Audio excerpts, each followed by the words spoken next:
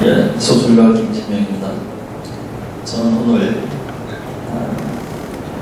엊그제 잔 커리 미 국무장관이 다시금 우리 한반도에는 사드가 필요하다.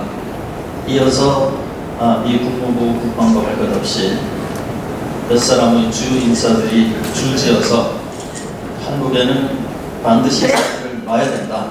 심지어는 영구적으로 놔야 된다라고 발언하고 있는 이 상당히 어떻게 판단해야 될지 모르는 이런 상황이기 때문에 오늘 우리나라의 기초 사회를 이루는 분부터 고위 관료에 이르기까지 매우 다양하고 혼합적인 여러분들 앞에서 사드 문제를 같이 한번 의논해 보고 싶습니다.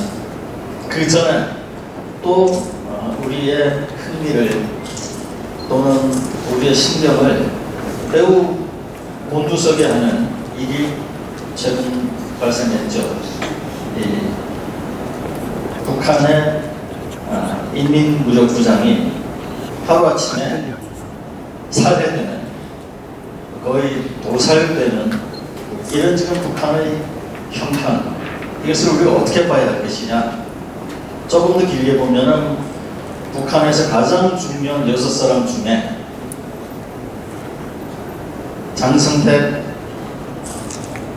이영호, 그리고 현영철, 이 세 사람이 다 죽어버린, 하루하루 보면 별거 아니지만 1, 2년 이렇게 보면은 지금 엄청난 변화가 일어나고 있습니다. 김정은이 과연 군부의 1인자, 2인자를 하룻밤 사이에 죽여버릴 정도로 강력한, 자기 할아버지인 김일성이나 아버지인 김정일도 하지 못했던 그런 것을 집권 몇 년 만에 그 나이도 어린 사람이 할 정도로 매우 강력한 권력을 현재 차지했느냐.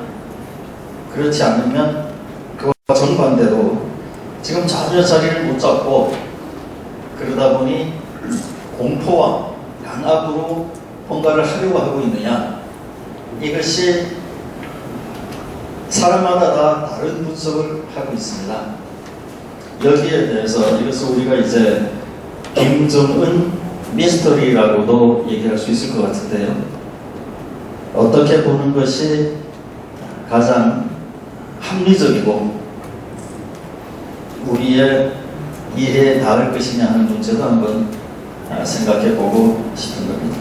또 SLBM, 이 잠수함에서 쏘는 핵 문제, 그것도 얼마 전에 우리나라를 왈칵 뒤집었는데, 이 문제는 또 이제 어떻게 해결해야 될 것이냐. 물론 이 사드하고 연관이 있는 문제입니다. 이것도 한번 얘기를 해보고 싶은 거죠. 일단 김정은 미스터리부터 얘기를 좀 해보자면은, 김정은은 스위스에서 유학을 한 나이 몇은 안 되는 사람이고, 김정은이 등장할 때에 모든 사람들이, 전 세계의 분석가와 언론이 김정은이 과연 김일성, 김정일을 이어서 권력에 안착할 수 있겠느냐 하고 걱정하던 것이 바로 그제 일인데, 지금의 김정은은 김일성, 김정일하고는 비교도 안 되는 강한 힘으로 군부의 1인자, 2인자를 하룻밤 사이에 숙청하고 처형을 해버렸습니다. 이것이 이해가 가는 일이냐?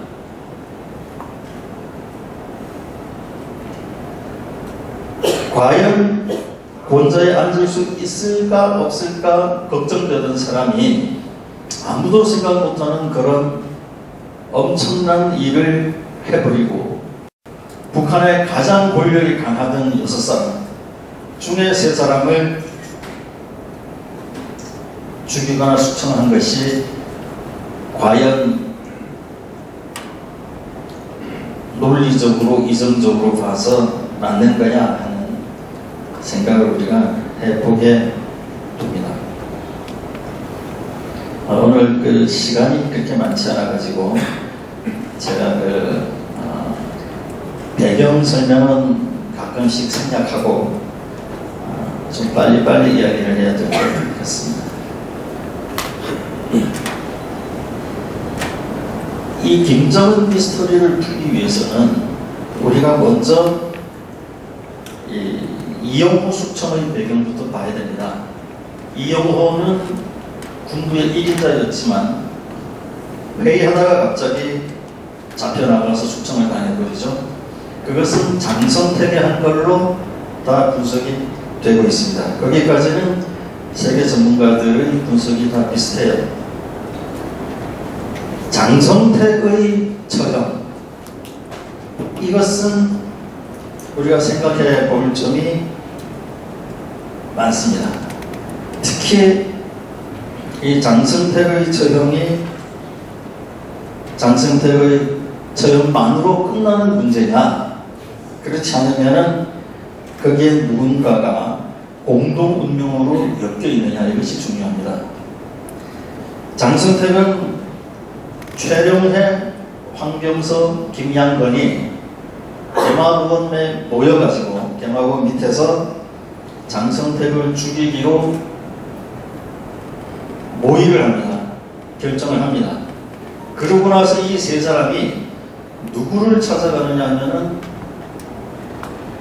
김정은을 찾아갑니다. 장성택은 거의 2인자에다가 김정은의 고모부고 또 김정은의 고모인 김경희도 있으니까 김정은을 찾아가는 것이 당연하죠.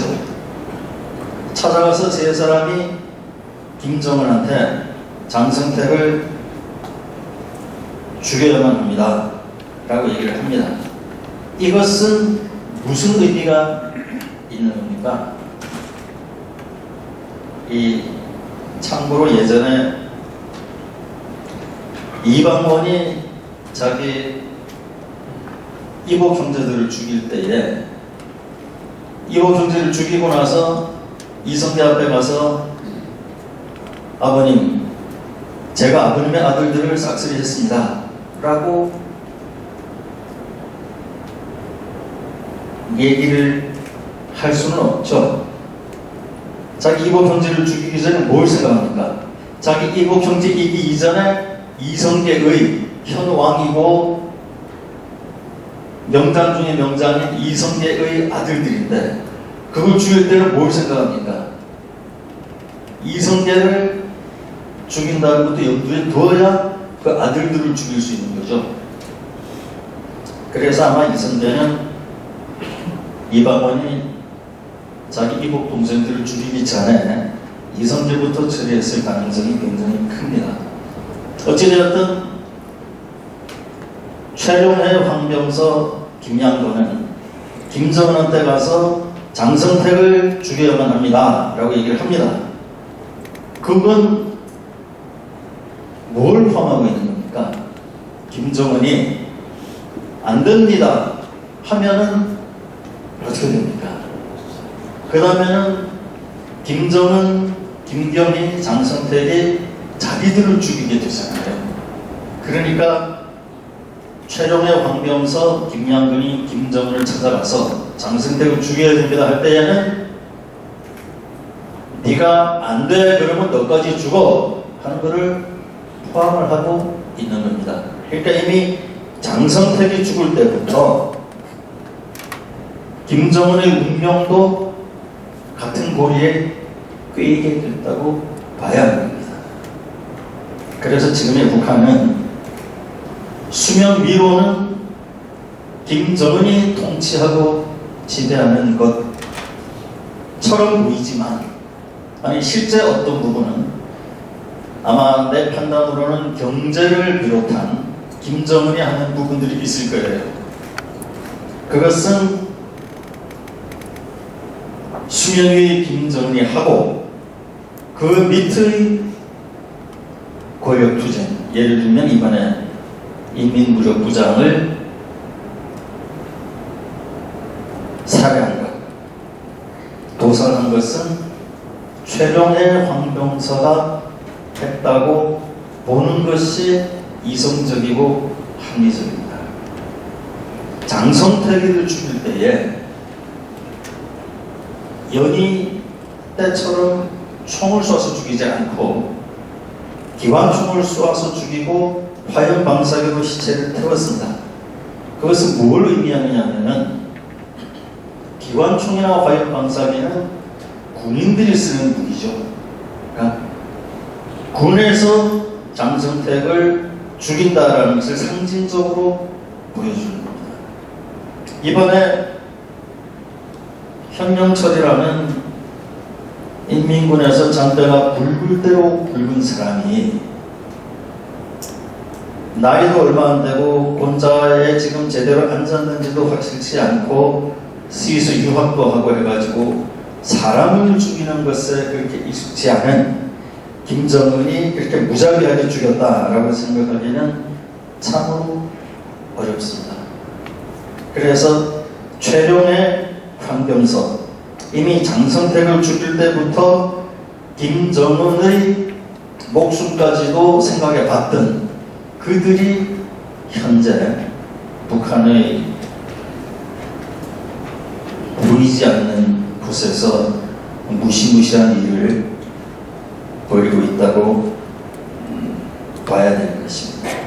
이것을 우리는 어디에서 실마리를 찾을 수 있느냐?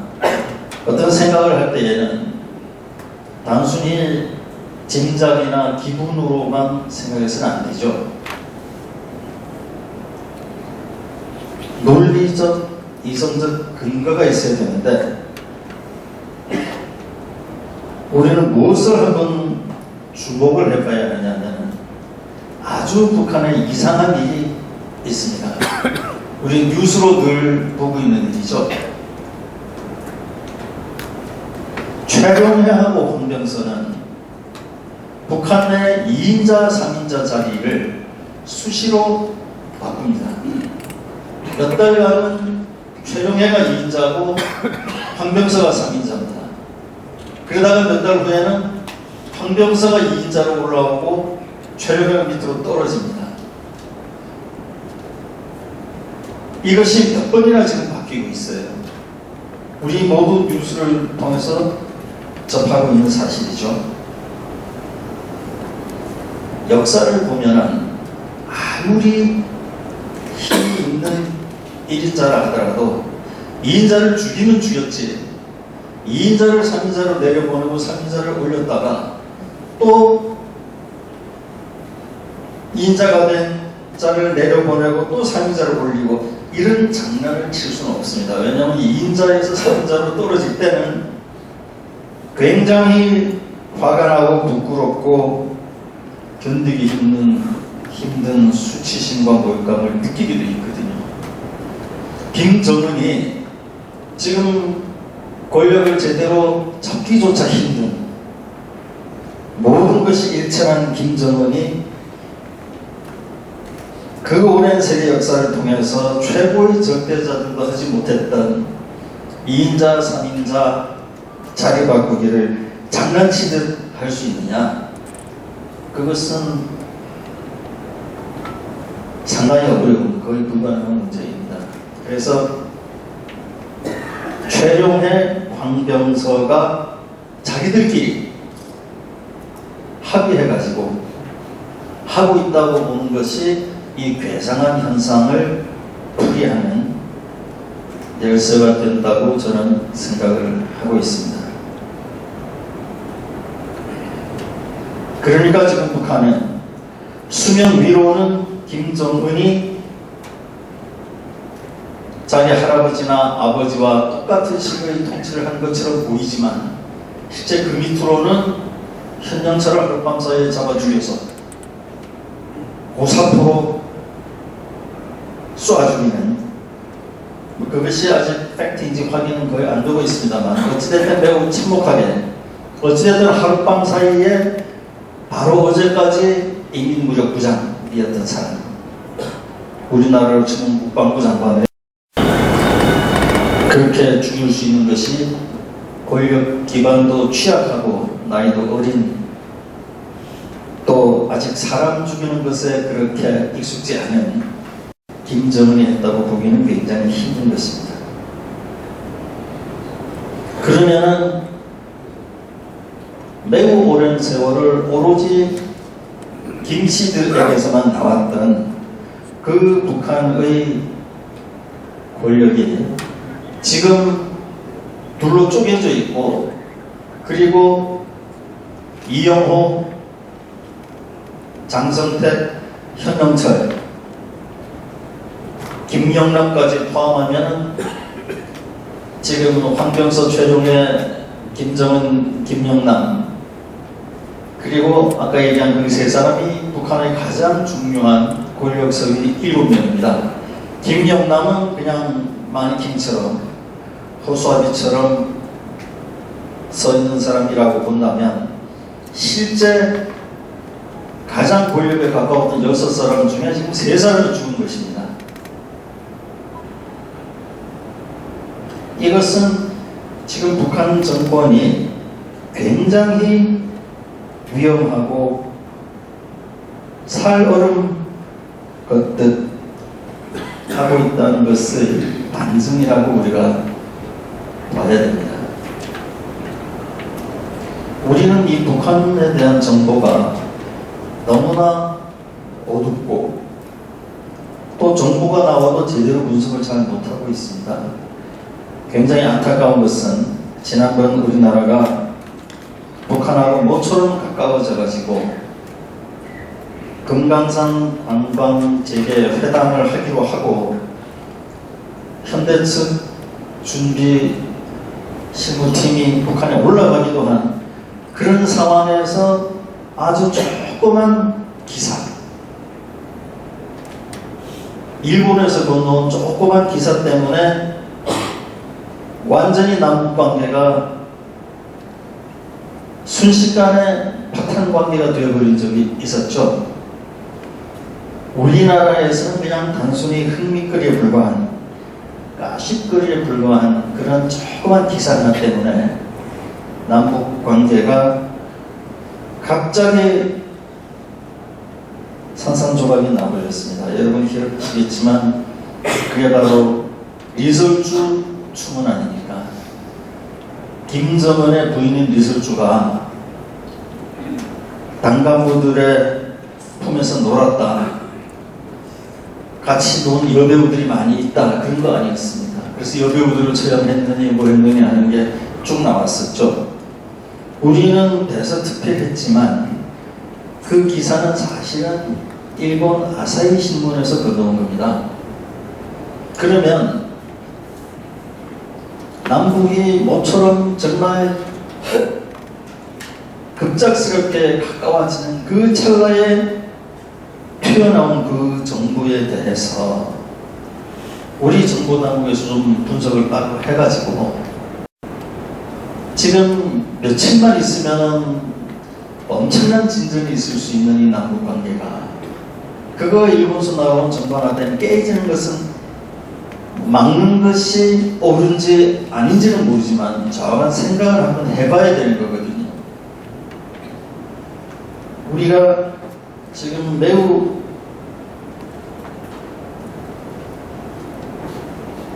안타까운 것은 이 남북 관계가 일촉즉발의 상황이 돼도 우리가 북한에 대해서 아무것도 알 수 없다는 그런 사실입니다. 그래서 아까 황병서, 최동해가 그 자리를 바꾸는 그런 것에 대해서도 우리가 깊이 좀 연구를 하는 그런 이 풍토 조성이 굉장히 중요합니다. 실제 전쟁보다 더 중요한 것은 전쟁 직전의 정보 분석 아닙니까? 그런 측면에서 우리 정부 당국이 정치에 잘못 얽혀가지고 너무 힘이 약해져 있고 국민으로부터도 큰 불신을 받고 있는 이런 것은 우리나라의 하나의 지금 치명적인 학점이라고 볼 수가 있습니다. 어떻게든 개선을 해야 되겠죠.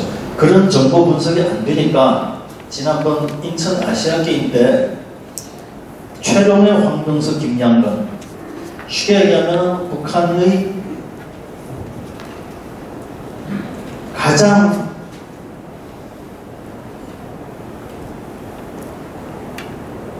실권자들이 갑자기 인천을 내려왔을 때에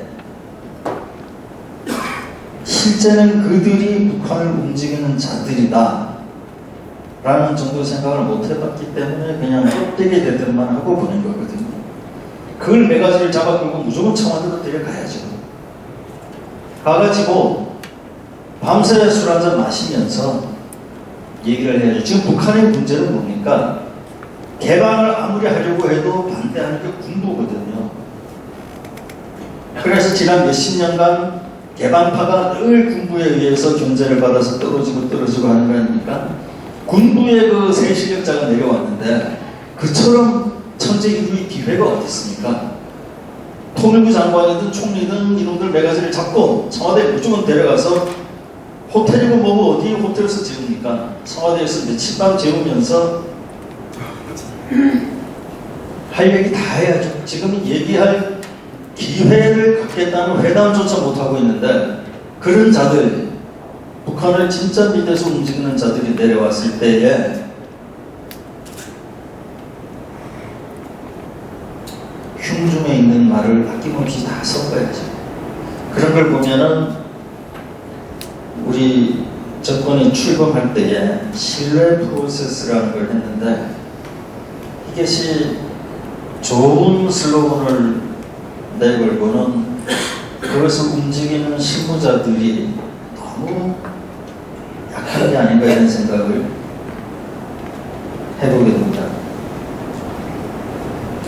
지금 이 시점에서 북한이 6명의 권력자 중에 3사람이 이슬로 사라졌다면 굉장히 붕괴의 위험이 크다고 봐야 됩니다. 그렇기 때문에 우리가 해야 될 것이 좀 있을 겁니다. 우선 북한의 붕괴 시나리오를 여러 형태로 세워봐야 됩니다. 그래서 그것을 시뮬레이션을 해봐야 돼요.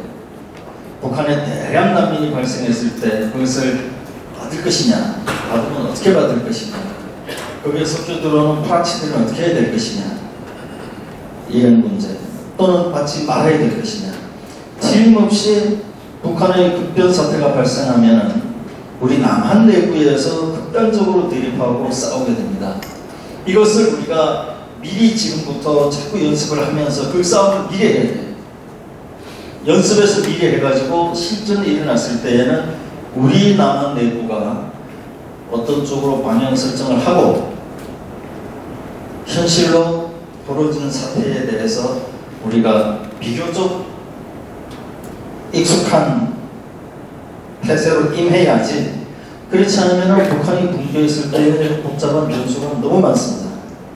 미국의 요구, 일본의 요구, 러시아 요구, 중국 요구, 남한 보수파의 요구, 남한 진보파의 요구, 북한 군부의 요구, 북한 주민의 요구, 굉장히 많은 것을 준비 없이 맞닥뜨려 가지고는 우리가 해낼 우리 한국 사회에 지금 능력이 없어요. 지금 북한의 붕괴는 어쩌면 1, 2년 안에 올 수도 있고요.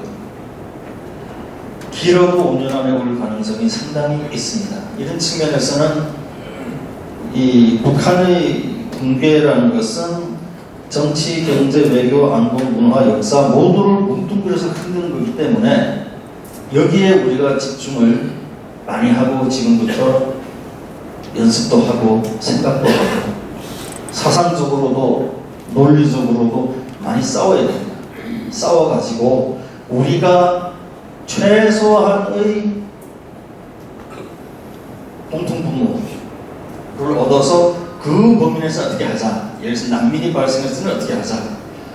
북한의 군부에서 쿠데타가 일어나가지고 주민들과 쿠데타 세력이 남한보고 도와달라 했을 때는 어떻게 하자. 뭐 하자. 우리가 하나 제대로 결정할 수 있는 게 없기 때문에 이런 여러 가지 문제를 주변국들하고도 또 얘기를 해야 되는 거죠. 그런 준비가 없이는 우리가 북한이 붕괴한다 그래서 그게 통일로 이어진다고 절대 볼 수가 없습니다. 또 하나 해야 될 것은 결국 지금 현재의 흐름을 봤을 때에 국가 붕괴 같은 문제가 발생했을 때에 그 사회, 그 나라의 운명을 좌우하는 것은 주민들입니다. 북한 주민이 굉장히 중요해요. 그런데 지금 북한 주민이 우리를 어떻게 보고 있는지는 우리가 잘 알지 못합니다. 대략 우리가 피부로 느끼고 있는 것은 남한의 드라마나 영화나 가요가 북한에서 대인기다. 그래서 북한이 우리 남한을 동경하고 있는 것은 어느 정도 느끼고 있습니다만 매일 하든지 오후에 하든지 우리가 못 느끼는 부분도 얼마든지 있거든요. 그러니까 그것이 북한 집권층의 선동과 선전에 의해서든 아니면 실제로 그간 우리가 배가 터지면서도 북한에 뭐 지원하는 것을 극도로 피하고 언제나 그것이 군용으로 전환될 수 있다 또는 포죽이다 이런 식으로 어떤 지원도 안 해왔던 것에 대해서 북한 주민들이 어떻게 생각하는지는 우리가 잘 모르는 겁니다. 지금이라도 이제까지와는 확연히 다르게 인도적인 지원은 엄청난 규모로 하는 것이 필요합니다. 그렇게 해서 문제가 생겼을 때에 남북 주민들, 결국 가장 중요한 것은 미국도 중국도 일본도 러시아도 아니거든요. 우리 남북의 동포들이 우리의 운명을 어떻게 보느냐 이것이 굉장히 중요하기 때문에 북한 주민하고 우리 남한 국민하고의 사이에 감정적 채널을 튼튼하게 설정해 놓는 것이 아주 중요합니다. 그리고 인도적 지원은 기본적으로는 어떤 이데올로기, 어떤 정치적 전술 전략보다도 우선해야 됩니다. 그것이 맞습니다.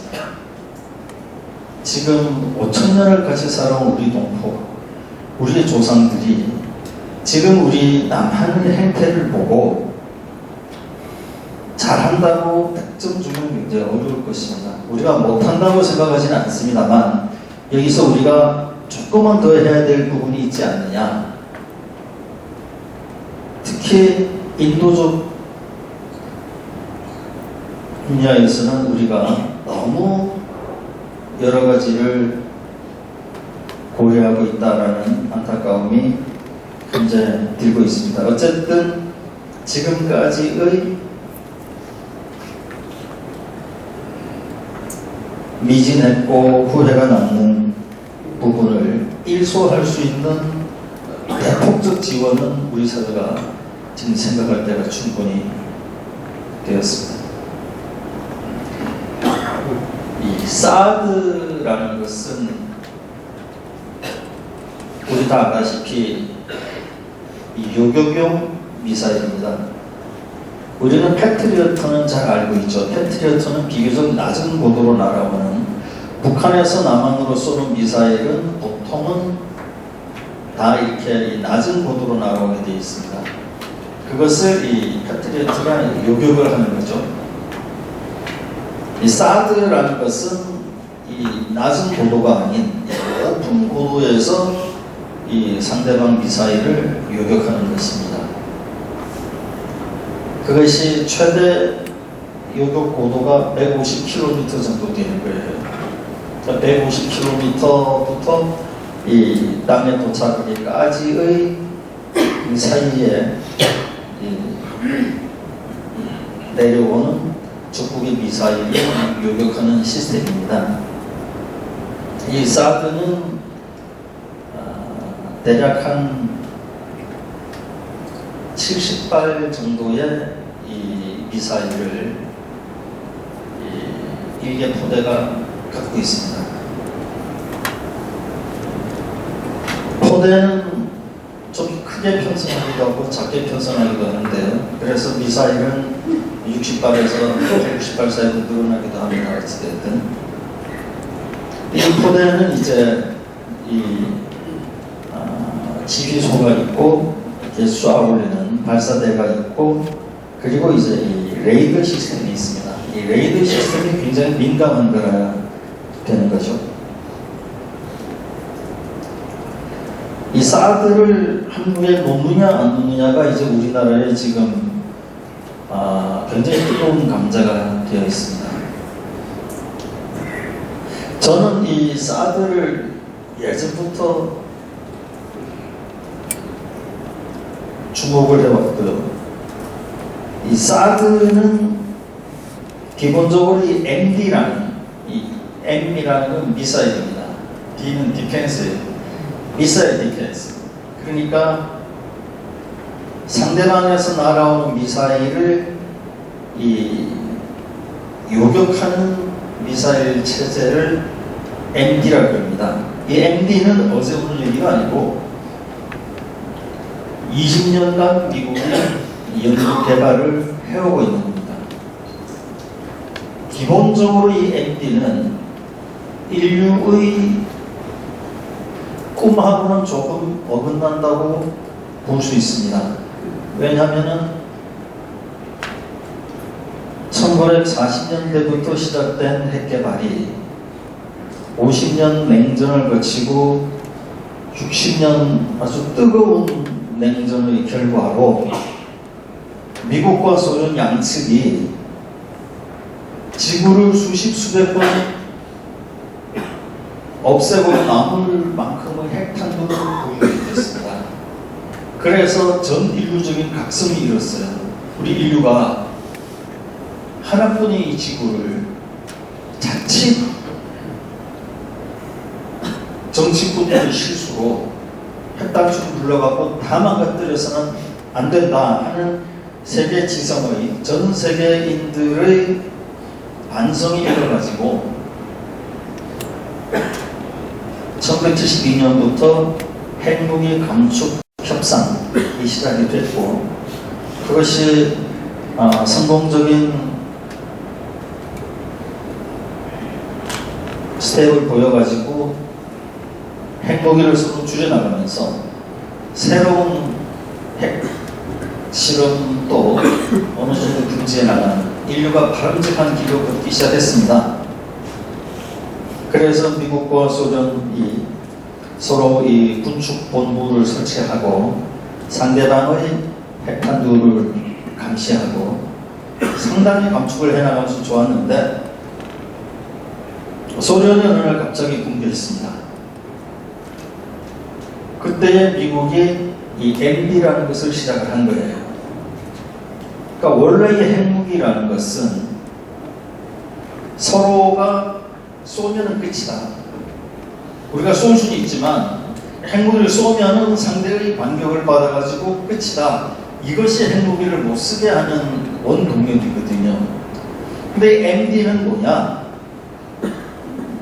우리는 쏘고 너희는 못 쏘게 만들겠다. 이기 때문에 이 MD의 개념 자체가 공격적입니다. 그러니까 인류 전체의 시각으로 보면 MD라는 것이 결코 바람직하지가 않습니다. 그렇지만 여기에는 우리나라의 서글픈 운명이 있고 또 미국이라는 나라의 슬픈 운명도 있습니다. 이 미국은 굉장히 특이한 나라입니다. 이 나라가 원래는 고립주의를 택해가지고 자기네들만 살려고 했는데 세계대전이 자꾸 터지니까 미국이 참전하지 않을 수 없어가지고 1차 대전, 2차 대전, 냉전에 이르기까지 2차 대전이 끝나고 나서는 급속히 냉전으로 빠져들었는데 2차 대전 때 미국은 여기 태평양 전쟁과 저쪽 유럽 대독 전선을 같이 수행을 했습니다. 그래서 미국의 산업 체제가 굉장히 군사적으로 빨리 바뀌어 나간 거예요. 두 큰 전쟁을 같이 수행을 해나가다 보니까 미국의 산업이 군수 체제로 될 수밖에 없었던 거죠. 그리고 바로 냉전이 시작됐기 때문에 러시아와의 우주 전쟁에서부터 이 핵미사일 전쟁까지 다 이어졌기 때문에 미국의 산업 체계는 군사하고 끊을 수 없는 알고리즘에 엮여 있는 겁니다. 보통의 나라 같으면 경제가 나쁘면 경제에 올인하면 되는데 미국은 경제가 나쁘다고 군사를 없애버리면 완전히 망해버리는 측면이 있어요. 즉 지난번에 우리가 봤듯이 미국이 경제가 엉망이 됐을 때 그때 서브프라임 사태로 미국 금융이 완전 붕괴가 됐을 때 보통 나라 같으면 그냥 국가 도산 사태로 갔을 겁니다. 그러나 미국은 헤쳐나오거든요. 어찌됐든 그 헤쳐나오는 힘이 뭐냐? 달러입니다. 달러가 세계의 기축통화이고 그리고 세계의 중요한 원자재 거래, 특히 석유를 비롯한 이런 것이 다 달러로 이루어지기 때문에 미국은 달러를 종이만 있으면 마음껏 찍어낼 수가 있는 거예요. 그래서 우리가 뉴스에서 많이 보지만 양적 완화를 제대로 표현을 하자면 달러 난발이죠. 달러를 많이 찍어가지고 그 위기를 탈출하는 모습을 다 보셨을 겁니다. 현재도 완전 탈출은 됐다고 볼 수가 없지만 그래서 미국은 이 달러의 가치를 지키는 게 굉장히 중요합니다. 달러가 폭락하면 같이 폭락하는 거죠. 이 달러를 지킬 수 있는 힘이 어디에서 나오느냐면은 군사력에서 나오는 거죠. 그래서 미국의 군사력은 그것을 포기하면은 달러 폭락이라는 엄청난 사태를 불러오고 동시에 미국의 산업 생산의 감소도 불러오는 겁니다. 그래서 미국은 우리 한국이나 일본하고는 다른 나라예요. 무기를 자꾸 만들어야 되는 나라죠. 그것이 이 MD를 시작하게 된 하나의 이유이기도 합니다. 왜냐하면 과거의 전쟁은 이 비행기가 날아가는 전쟁인데요. 우리가 B1 폭격기, B2 폭격기, 그 전에는 B-29, B-52 중폭격기 많이 있지 않습니까? 이런 비행기가 장거리 비행을 해서 날아가서 핵폭탄도 투하하고 하는 건데 비행기는 아무리 빨라봐야 마하 1, 2 정도잖아요. 이 미사일은 이게 마하 빠른 거는 마하 30까지도 나오는 겁니다. 그러니까 새로운 전쟁은 지금도 마찬가지입니다. 우리 북한도 저렇게 미사일 막을 날리는 거 보고 있지 않습니까? 지금의 전쟁은 이 비행기 전쟁이 아니라 미사일 전쟁이기 때문에 미사일을 쏘고 방어를 못한다는 것은 있어봐야 아무 소용이 없다. 상대가 핵개발만 하면은 똑같아져 버리니까. 그래서 미국이 이 MD에 들어간 것은 인류사적으로 보면은 안타까운 일이지만 미국이라는 나라가 자기네 운명을 해쳐가는 과정 하에서는 등장할 수밖에 없는 그런 무기 체계라고 사실 볼 수가 있습니다. 이 MD는 처음 시작할 때에 의회의 예산을 얻기가 굉장히 힘들었습니다. 왜냐하면 날아오는 미사일을 쏴서 격추시킨다는 게 그게 일반인들로서는 너무 어려운 일이거든요. 그러나 미국의 군인들과 군수산업업체는 의회를 설득하고 설득해가지고 시간과 돈을 얻어냈습니다. 열심히 했죠. 그런데 역시 그 작업은 너무나 어려웠어요. 그래서 애초에 목표로 했던 시간과 돈을 가지고 도저히 그 목표를 달성을 못하게 된 겁니다. 지금 20년이 흘렀지만 아직 MD는 성공하지 못했어요. 그러던 차에 미국이 커다란 경제 위기를 겪게 된 겁니다. 그래서 MD 개발에 큰 차질이 오게 된 거죠. 그러면은 그것을 그만둬야 되느냐? 처음에는 일부 정치인들이 동조했지만 지금은 거의 전 미국의 리더들이 이 MD를 반드시 가져야 된다라고 생각을 하고 있습니다. 오바마 대통령 포함해서. 그러니까 하기는 해야 되는데 비용은 너무 많이 드니까 아직도 미완이니까 미국 쪽에서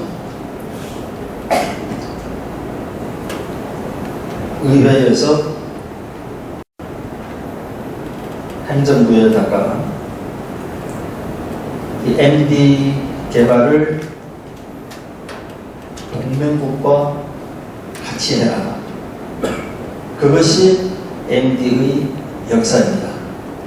동맹국과 같이 하라는 것은 동맹국과 기술을 공유하라는 게 아니고 기술을 빼고 어차피 동맹국이 거기 끼어들어가 가지고는 배워갈 것만 있지 동맹국 것을 얻을 것은 없다. 그래서 같이 하라는 것은 동맹국의 비용을 얻어내라 이 뜻입니다.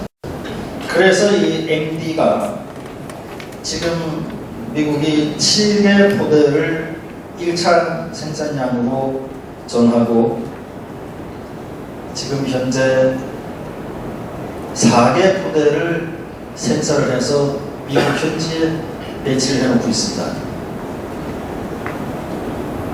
그 중에 1개 포대를 괌으로 옮겼어요.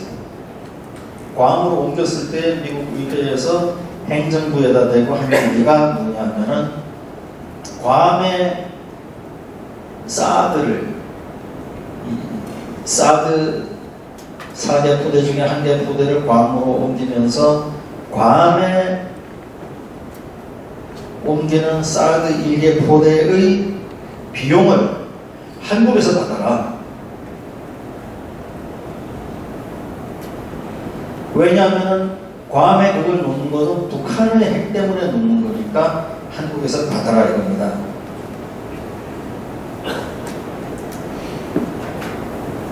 그러니까 사드의 근본적인 문제는 뭐냐? 미국이 돈만 많으면은 지금 이렇게 설왕설래하지 않습니다.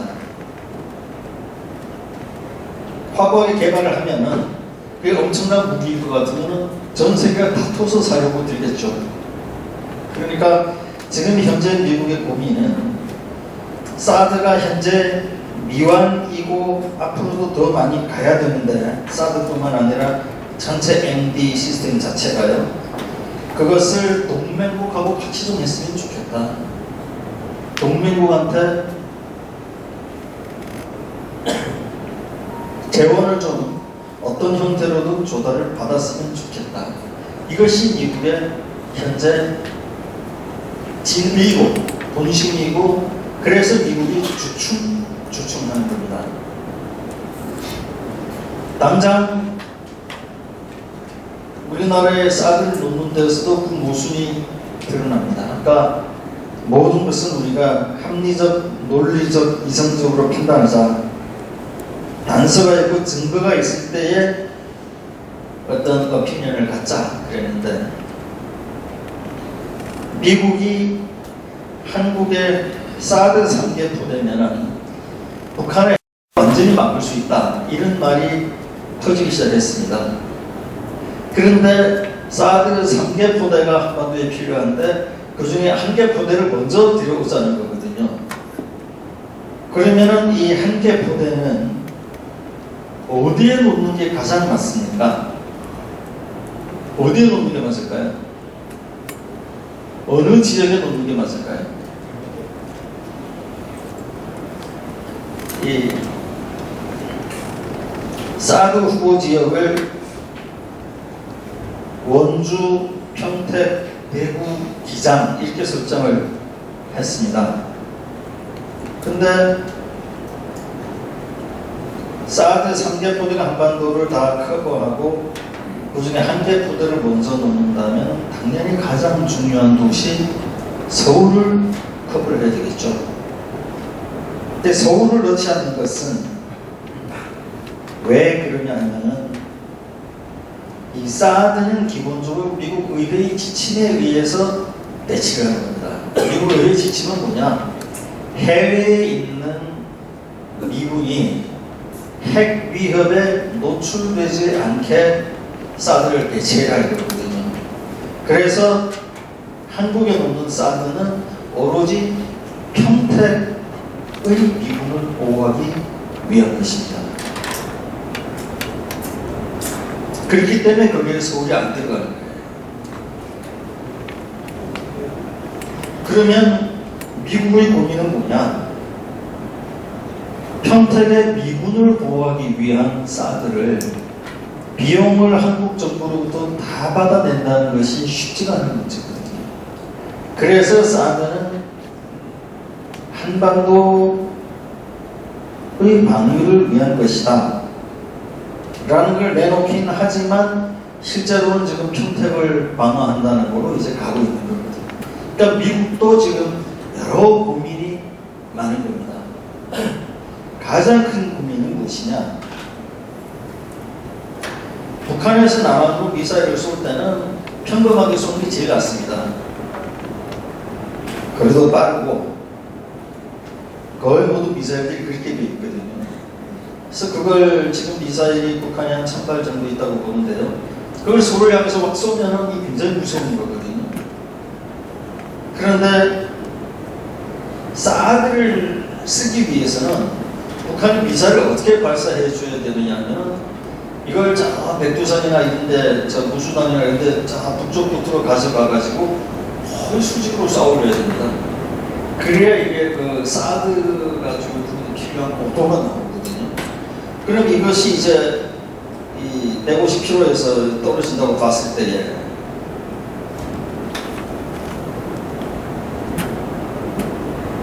이게 최소한 마하 10, 마하 20까지도 이 낙하 속도가 떨어지는 거예요. 어떻게 만드느냐에 따라 조금 다르지만 이렇게 떨어지면은 그게 요격할 수 있는 시간이 마하 20이라고 치면 어떻게 됩니까? 그게 1초에 6.8km 아닙니까? 그러면은 150km면 한 20초 정도 있는 거거든요. 20초 사이에 쏴야 되는데 여기서 사드가 올라가는 시간이 있잖아요. 사드는 이게 추력이 있어야 되니까 훨씬 자유낙하보다 늦거든요. 그러면은 이게 사드를 150km 상공에서 요격할 수 있는 게 아니고 상당히 떨어졌을 때 요격을 해야 되는 문제가 발생합니다. 그러면 평택의 미군 기지를 지키기 위해서 이게 잘못 요격을 하면은 한반도의 다른 지역에 다일진의 피해를 보게 되는 거죠. 이게 핵폭탄이라는 거는 히로시마에 딱 떨어져야 피해가 히로시마에 한정되는 거지. 히로시마보다 이 높은 상공에서 터지면 피해지기 굉장히 넓어지는 거죠. 이 사드는 미국 정부에서조차 우리도 뉴스를 보고 있습니다만 사드는 10번의 요격 시험에 다 성공했지만 완전한 무기 체계가 아니다라고 발표를 하지 않았습니까? 그러면은 10번의 요격 시험에 다 성공했지만 한 그것은 그냥 들러리 수사에 불과한 거죠. 결론이 중요한 거 아닙니까? 완전한 무기 체계가 아니다. 그럼에도 불구하고 미국이 한국에 그것을 요구하는 것은 미국의 본심은 이런 겁니다. 너희는 우리의 동맹국 아니냐. 우리 사드 같이 좀 하자. 그러나 진심은 얘기를 못하는 거예요. 진심은 우선 우리 평택의 미군들 용으로 쓰는 거다. 그 사드가 현재로서는 불완전하다. 그러나 놓고 개량해 나가가지고 제대로 만들 수 있다. 이 얘기를 하고 싶은데 이 미국의 본심입니다. 그 얘기를 하고 싶은데 미완의 무기를 놓자라고 얘기할 수도 없는 거고 우리 주한 미군 방어용으로 놓는데 돈은 너희가 내라 이렇게 얘기하기도 어려운 거죠. 그게 지금 미국의 본심이고 그래서 이게 표현이 계속 어정쩡하게 온 겁니다. 그러나 이제 이 7포대를 주문한 중에 4개 포대는 이미 예전에 끝났고요. 지금 이제 이 3개 포대를 처리를 해야 되는 지금 시간이 점점 다가오고 있습니다. 3개 포대 중에 하나는 미국 본토로 가기로 했어요. 이렇게 2개 포대를 처리를 해야 되는데 그것을 주한 미군에 놓고 싶어 하는 거죠. 한국 본토. 그게 이제 미국의 고민입니다. 여기에 대해서 이 중국도 고민이 있어요. 중국의 고민은 뭐냐? 제가 시간이 어떻게 되죠? 진행하시는 분.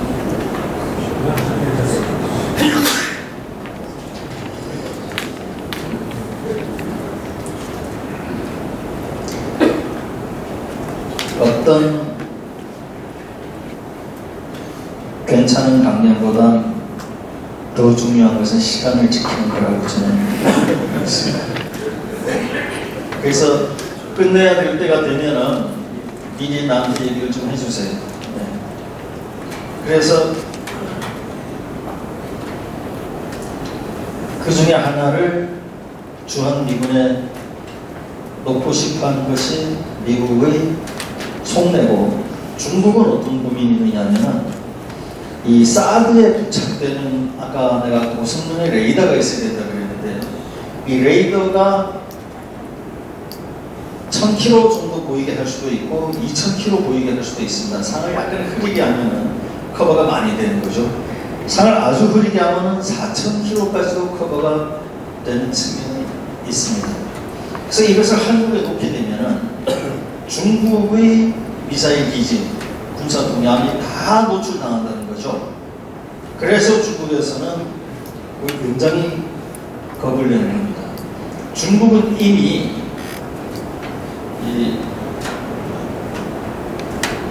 정상적으로는 미국하고 군사 대결이 안 된다고 보고요.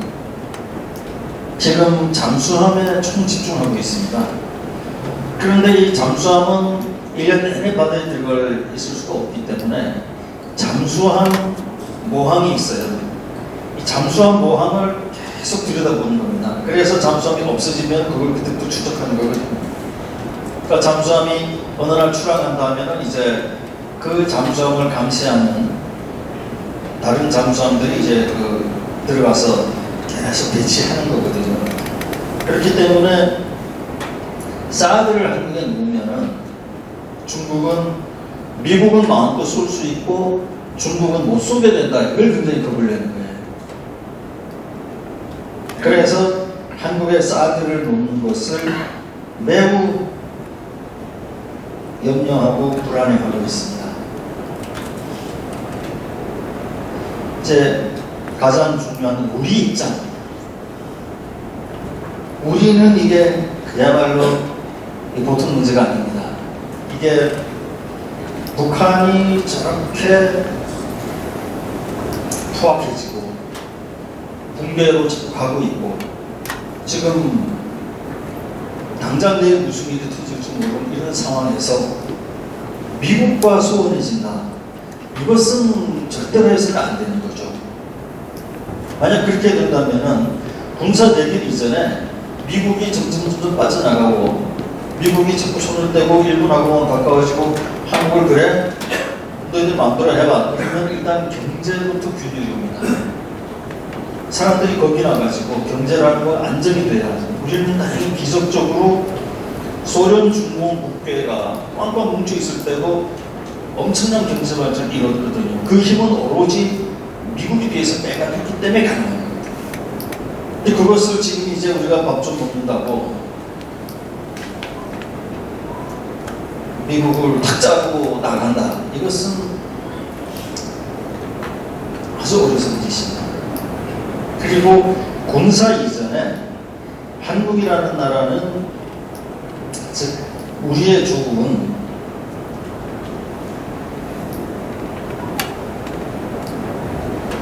있는 게 사람밖에 없어요. 좁은 땅에 사람만 엄청납니다. 이 사람의 능력으로 기술을 개발해가지고 물건을 만들어서 외국에 팔아가지고 사는 나라입니다. 통일이 되면 앞으로 상황이 좀 다르겠지만 내수도 좀 생기고 하겠지만 현재는 우리가 그래서 내수에 비해서 수출이 엄청나게 셀 수밖에 없는 그런 구도예요. 이렇게 발전을 해놓은 수출을 잘해서 우리가 발전을 해온 겁니다. 그런데 우리가 수출을 하는 근본 기술이나 개념이나 심지어 용어까지도 우리 다 미국에서 나오잖아요. 한국에서 반미를 한다는 것은 그것은 대단히 여러 측면에서 많이 어려움을 가져옵니다. 그렇다고 미국을 무조건 따라가기만 하면 어떻게 되느냐? 미국은 아까 얘기했지만 보통 나라하고는 조금 달리 군사적 긴장을 자꾸 일으키고 군사적 충돌을 일으키고 무기를 자꾸 개발해야 되는 나라인데 그 미국을 그대로 따라가면은 우리는 싸움을 싫어하고 싸움을 좀 못하는 나라예요. 우리 한국인들은요. 그런데 이 싸움하고 같이 내를 다니다 보면은 이게 원치 않는 싸움에 끼어들 가능성이 굉장히 크거든요.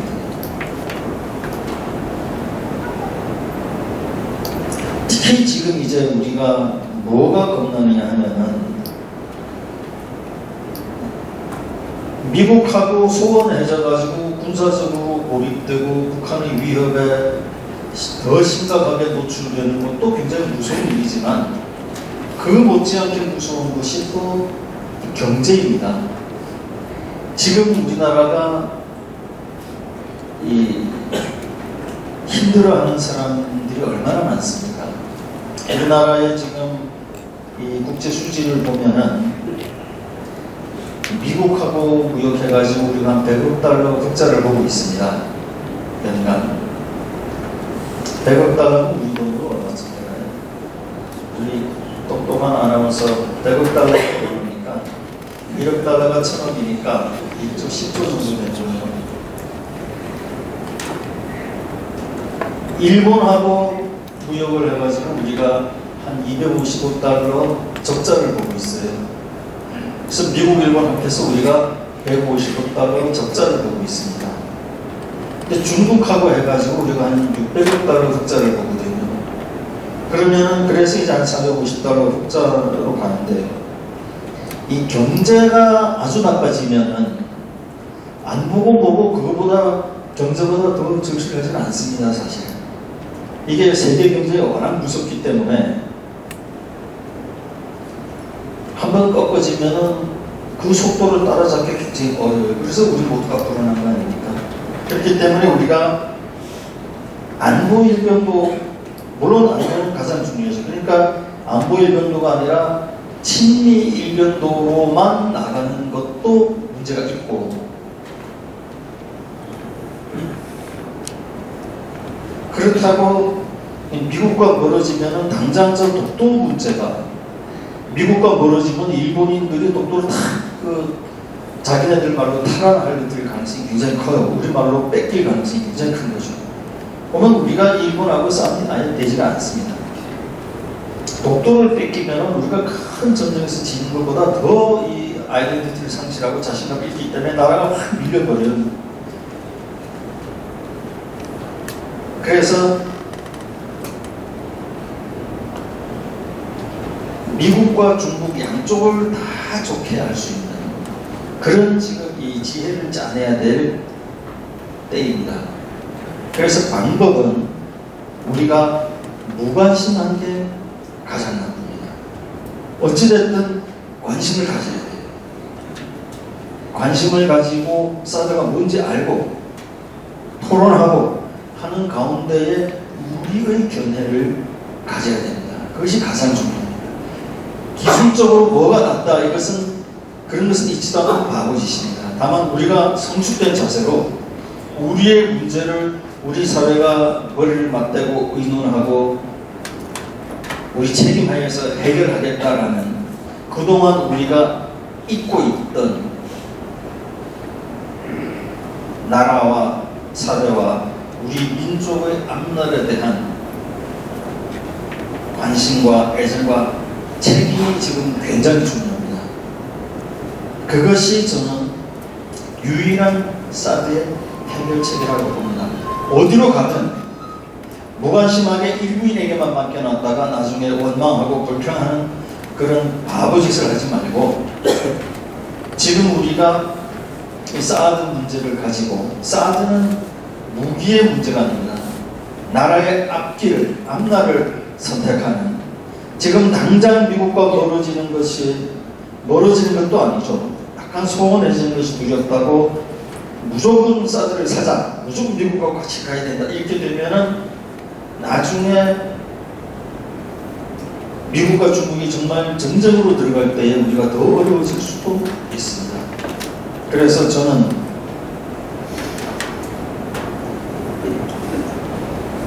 이 사드에 대한 당장의 해결책은 제가 4가지 정도 갖고 있습니다.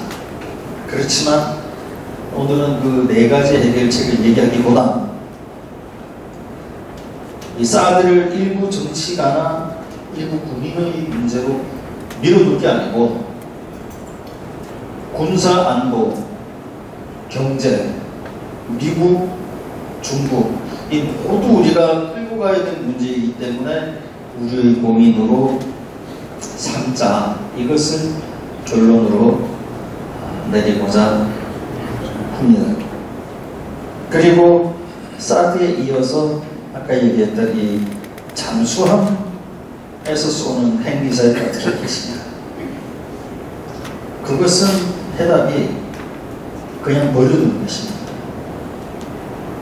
그것을 신경쇠약 환자처럼 남한을 향해서 오는 모든 핵탄두를 막아야 된다. 이것은 우리가 자칫 잘못하면 이 신경쇠약에 빠진 사람들이 엄청난 다른 실수를 저지르듯이 지금 미국을 보면 됩니다.